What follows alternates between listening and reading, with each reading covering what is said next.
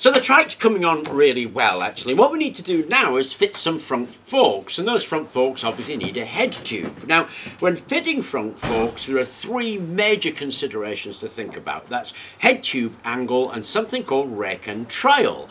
Now I'm going to show these on a normal bike so we get some idea of what they are. Okay, so this is Luke's bike. He uses it to ride into work every day, and it's the one that I wanted to drill holes in and he won't let me.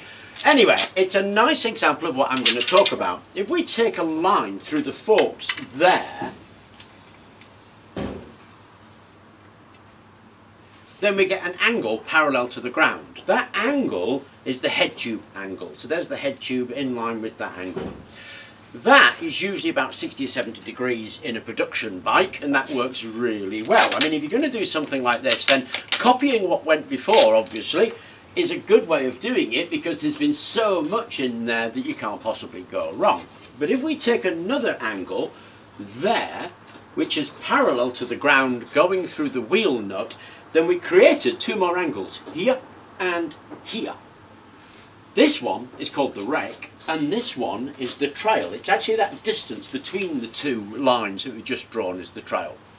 That trail is usually sort of 5 centimetres to 7.5 centimetres. If it's too big, then it creates something called flop, which you feel in the steering when it comes to it.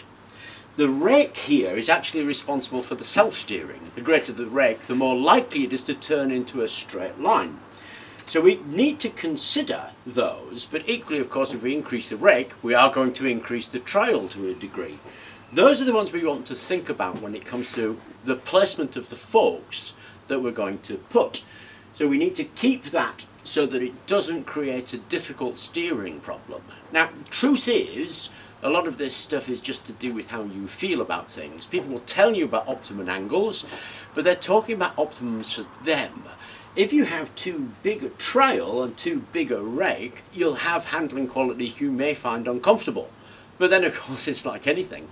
You're going to find it uncomfortable and you get used to it, and you're probably going to get used to it unless it's really excessive. But you do find choppers where the fork angles are much greater than this.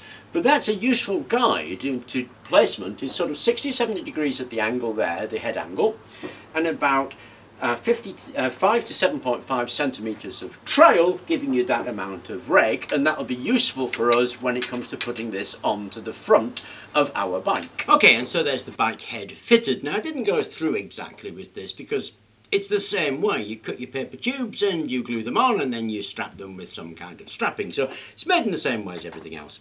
But it's got a support bar there, and then it's got a bar here with a little spreader, and there's two stays to spread it there. So it's actually quite a complicated little arrangement just to make sure that the forces on here are spread into the frame, and having the head at that angle will give us a nice trail and rake. And these are the forks that are going to go in.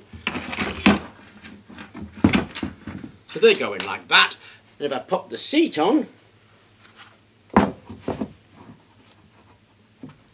start to get an idea of what this bike is going to actually look like. Now obviously the pedals are going to come out somewhere round about there because it's a short wheelbase that we're doing. But that's more or less all of the parts made. Remember, we made the rear axle in a different video. Now we've got to put these together and then put the pedals on, and then we've actually finished it. But that's how to deal with the fork, and I wanted to do that separately because it's a little bit more complicated, I felt. The more observant will notice that this is yellow. This is yellow because that's the prototype paper bike that I've chopped up and reused. I made 14 of these tubes and I've run out of tubes. So I should have made 16 really, but that meant I had to chop up the prototype bike, but I'm happy to do that. And we've got prototype bike paper rolls right there. Anyway, I'm hoping you're enjoying the video series so far. Thank you very much for watching, and please remember to subscribe.